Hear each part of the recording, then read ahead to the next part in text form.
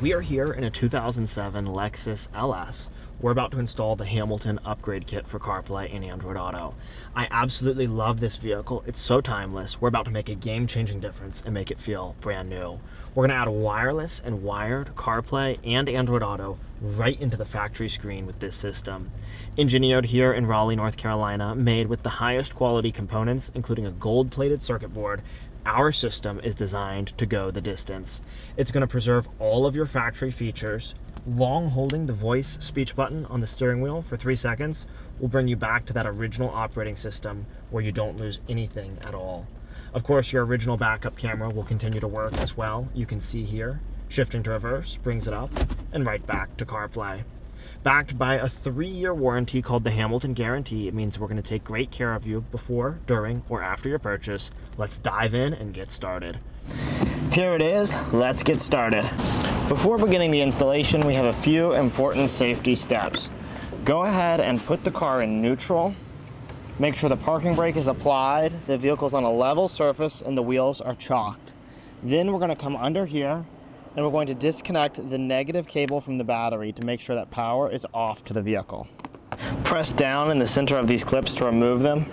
Then we'll take this trim panel, we'll move it over here, and we can go ahead and disconnect the negative cable on the battery.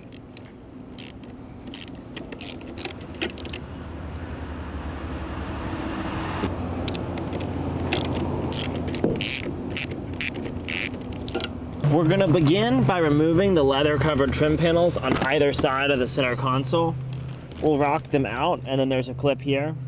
We'll take the driver's one as well, starting from the front, pulling them out, rocking it up. There you go. Set these in a safe place. With those removed, go ahead and grab the gear shift. We'll thread it counterclockwise, and we'll take it off of the shifter. Set it in a safe place. Next, we're going to take this small plastic strip off. You can reach under it on one side, lift it up and support it as you move across it. Take it off and set it aside. Next, we're going to remove the center console. Go ahead and lift up under it, starting from the back.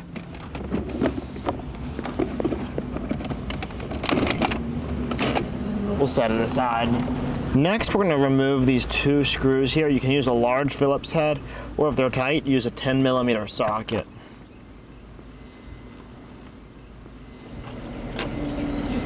Set these screws in a safe place. Now we'll grab this little trim box up here. Lift up and out from the bottom. We'll work it back and we'll disconnect the harnesses and set it aside. Press down on the tab, slide the harness out. We're going to remove 2 10mm bolts through these windows on either side of the factory radio. If you'll note the angle that my socket is going in, it's right here. You can see that bolt is in and up. I'm going to use a 10mm socket with an extension for these. And then as you get them loose, you'll just drop them out like this. We'll do one on the driver and one on the passenger sides. We'll drop it down like that. We're now going to remove the radio, and I'll make a note here. If you see this and you're concerned about it, this damage on the side is from a DIY installation of a Grom unit in the past. It's not from the Hamilton units. I'll show you how to do this in a way that you protect and that you don't cause any damage like this. We've gone ahead and removed the bolts from the side. I can feel the 2 clips of the bottom of the radio. I'm just going to push really hard on both sides and it's going to pop up. Then I'm going to take my trim pry tool. I don't like to pry from the side as much. I'm going to just come down at the bottom and work my way up, and I'm going to do it just like that, and the radio will pop out. With the radio removed, we're going to take out 2 10mm bolts. Get it started with a socket wrench, and then I'm going to just finish it off with an extension here, and you'll just take it out, and just like that, we'll show you both of those holes. With both bolts removed, it's time to remove the screen. I don't like to do any sort of prying on the sides of it if you don't have to. You just take your hands, reach to the back where you feel the metal box, support it so it doesn't fly out, and pop it loose. Then you can come here with your fingers, work your way up the top, and just like that, we'll slide it out. Disconnect the hazard light switch from the top of the unit to create a little extra room. I'm going to now give you an overview of the wiring in this vehicle before we install our unit. This is the main Hamilton harness. This plug here is going to go into the Hamilton power harness slot. Down here, we've got a few other wires, and this can be a little bit confusing, so follow along very carefully.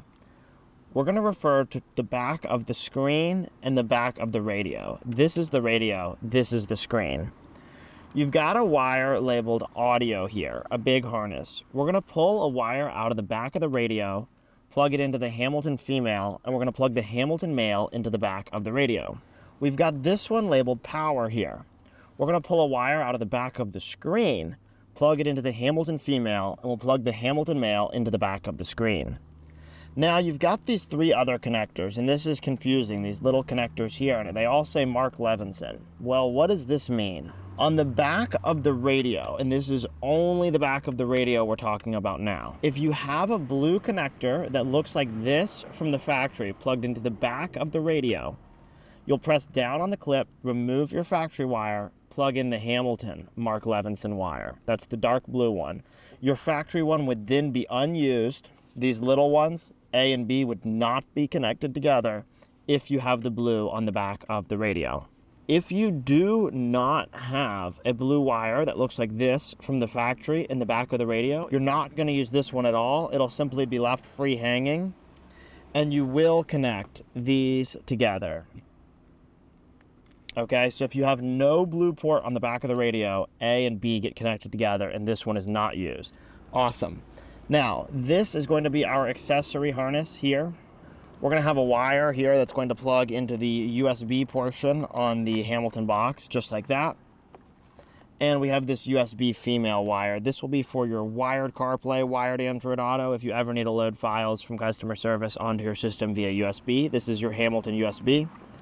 These are going to all not be used. These are your factory RCAs. Our system is going to automatically use your factory microphone, and it's going to as well use your factory backup camera. You don't need to use any of these. We have your LVDS wires. You have a male and a female. We're going to pull a blue wire out of the back of the radio that looks like this. It's going to go into the Hamilton female. The Hamilton male will go in the back of the radio. Both of these will connect to the Hamilton box, and that's how we're going to put video signal through to your factory radio. We have this very important antenna. It's a Wi-Fi Bluetooth antenna. It's for wireless CarPlay and Android Auto, and it's going to plug onto the white port on the Hamilton box, okay? This wire here is going to be the power wire, this white one. I'm going to press down on the tab and remove it.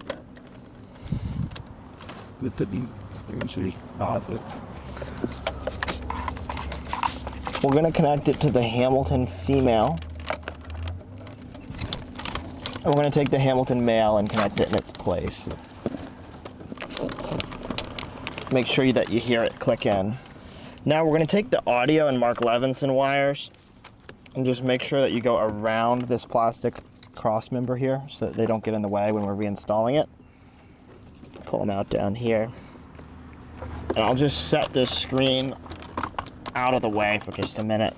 Remove the outer blue factory harness, and we will install the Hamilton Mark Levinson harness in its place.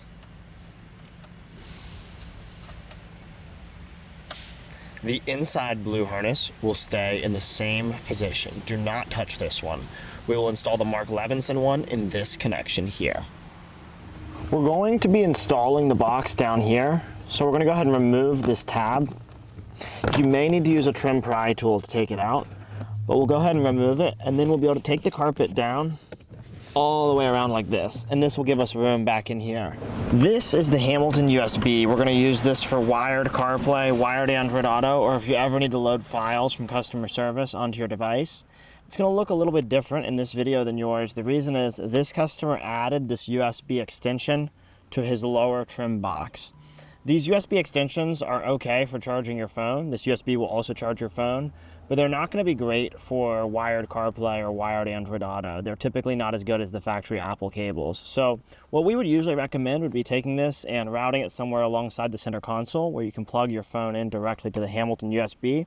But this customer wants to use his extensions. We're going to take the USB accessory harness, the main power wire, and the two LVDS video signal wires, and we're going to route them down now to the back corner of the center console and into the carpet area where we will install the box. We're going to take these wires, we're going to come down the back and out down here. And then just begin organizing and pulling them through gently. We'll also grab this USB accessory harness. We'll take it down here and we'll do the same thing.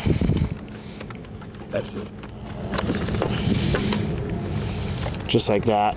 Now we can take the Hamilton box and we'll connect it down here and we'll organize the carpet. We will now make the connections to the Hamilton box here. These are your DIP switches. They will be set from us.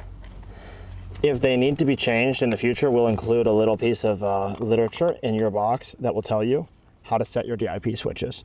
I'm going to connect the antenna now and then we'll begin organizing the box. We are now going to connect the Bluetooth antenna to the white port. It does not need to go anywhere special. If you'd like to, you could run it up here and use some sticky tape to put it behind the radio. In this car, I'm just going to stick it with the box down here. We'll go ahead and organize the wires with it. And I'm just going to arrange it towards the front. There's a little bit of extra room. Now the DIP switches, they'll come preset from Hamilton like I mentioned.